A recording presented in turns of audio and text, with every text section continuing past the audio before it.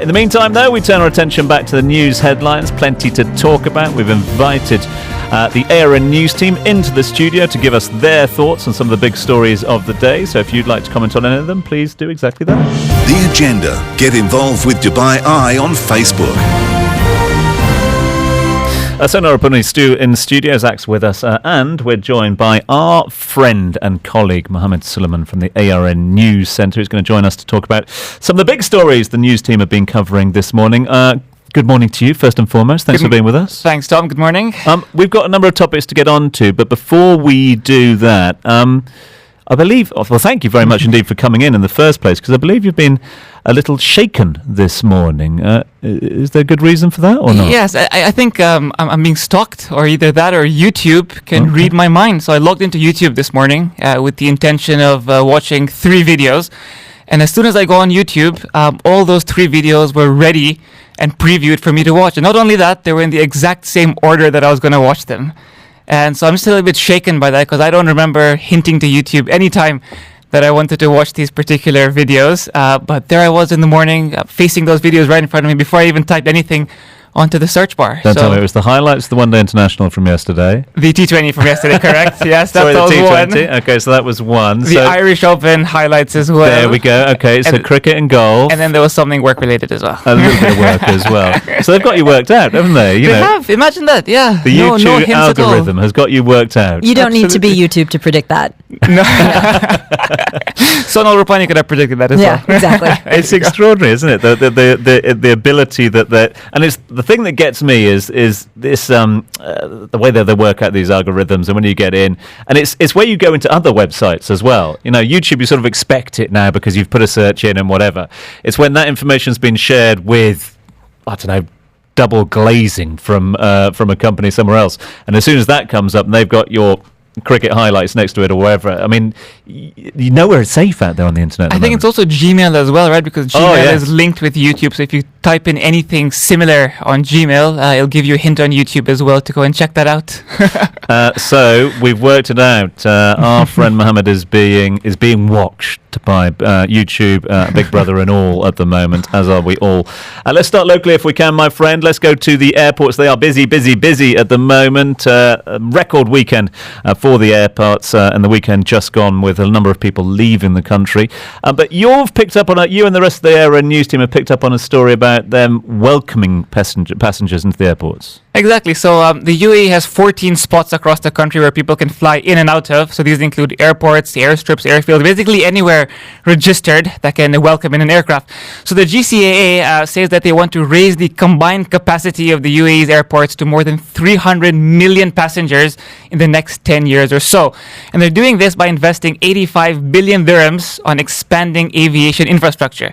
So these include big money projects to make airports here bigger and better, with the hope that these expansions will be able to welcome more passengers to the airports. Now, the GCAA also released some figures on the UAE's 4 national carriers. Now, Tom, if you could list those 4 national carriers that the UAE has on the top of your head.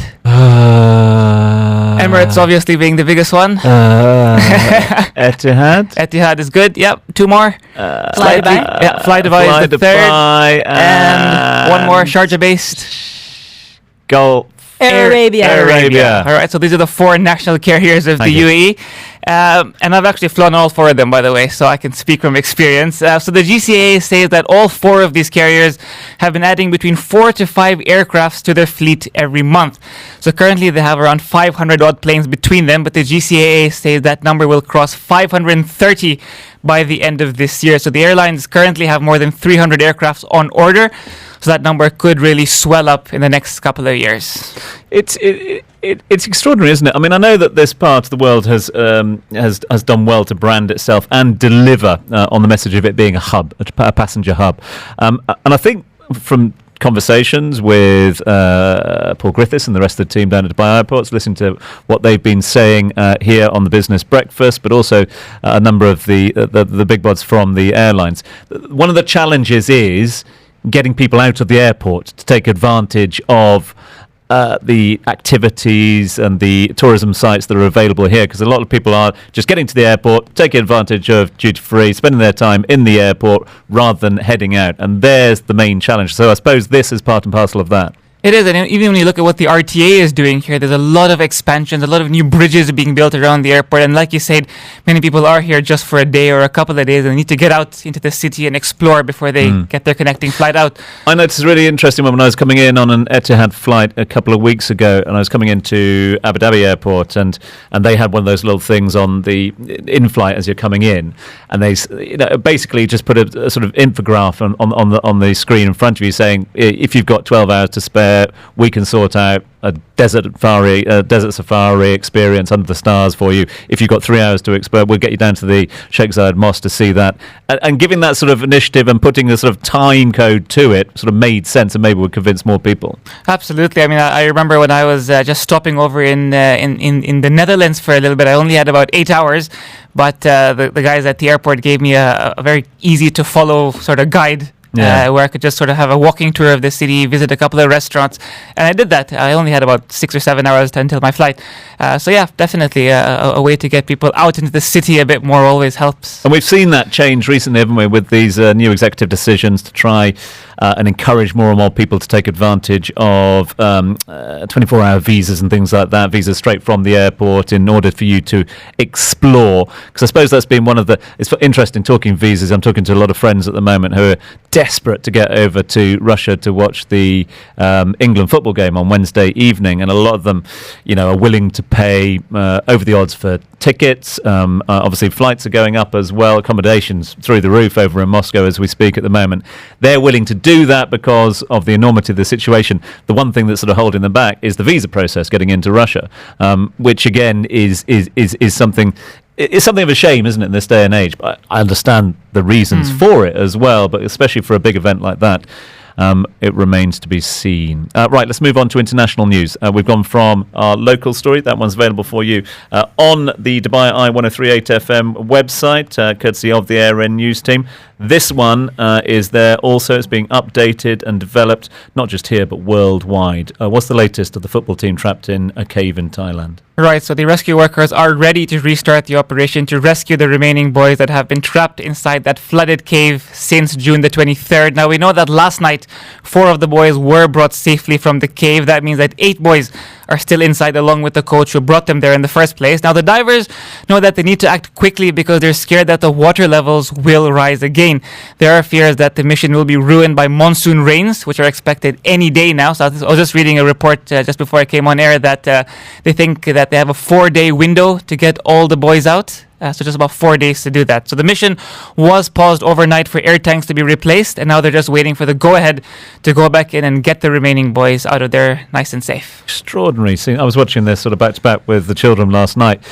It's captivated and encapsulated their attention, which really proves this sort of this human element story that this has become. 1,000 people, they reckon, involved in the relief effort in this little sort of mini town that's set up above ground. 1,000 people, and many of them from overseas as well. Yeah. There's an Australian diver who's also a doctor as well, who's an integral part of this rescue mission. He's been going in and out of the cave many times.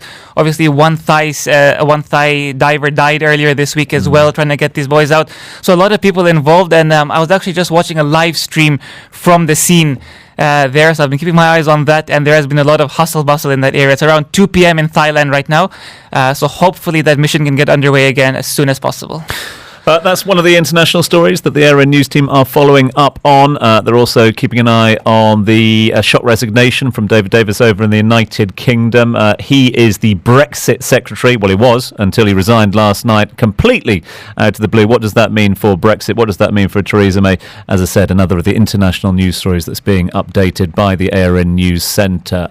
We are going to wrap this one up, though, not before we have had, well, something a little bit different. I mean, it always pays, doesn't it, with a news bulletin? When you're putting together a news bulletin, a little something local, a little something international, a little something serious, bit of cheese at the end. Bit of cheese. Are you a cheese man, Tom? I love cheese. Do you like your cheese? Love my cheese. All right, yeah. Then you'll be happy to know that the UAE is one of the largest importers of European cheese in the world. So new figures from the European Union find that 18,500 tons of cheese were imported to the UAE last year alone. So sellers say that more chefs here in the UAE are using the dairy product in their dishes, and this is encouraging others to experiment with their cheesy dishes. The other thing is that how do you know that the cheese that you buy at the grocery or at your local supermarket is good, authentic European cheese. Any way to find that out? Smell it. Smell it. Yeah, that's probably one good way to do it. But there is a more official way to do it. You can look out for a protected designation of origin label on the cheese. All right, it's a big round logo that's red and yellow. You can't miss it.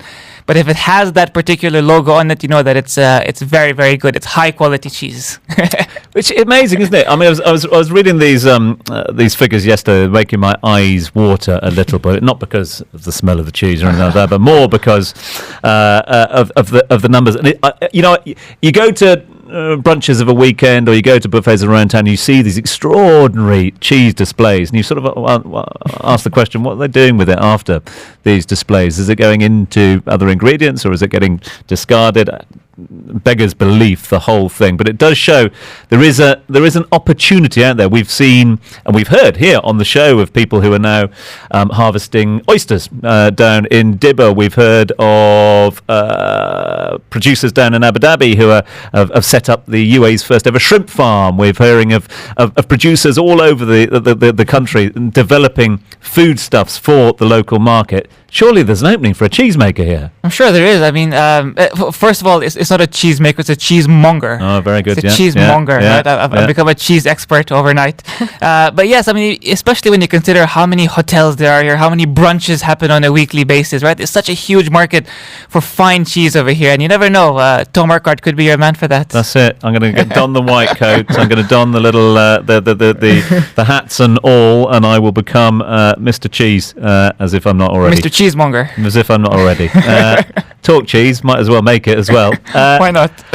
We can't let you go without having a quick one round the table, though, because if we're talking all things cheese, and if the UAE really is such an extraordinary consumer of cheese worldwide, if you're a cheese, what cheese would you be? Or rather, what's your favourite cheese? I'm going to start with you, Mohammed.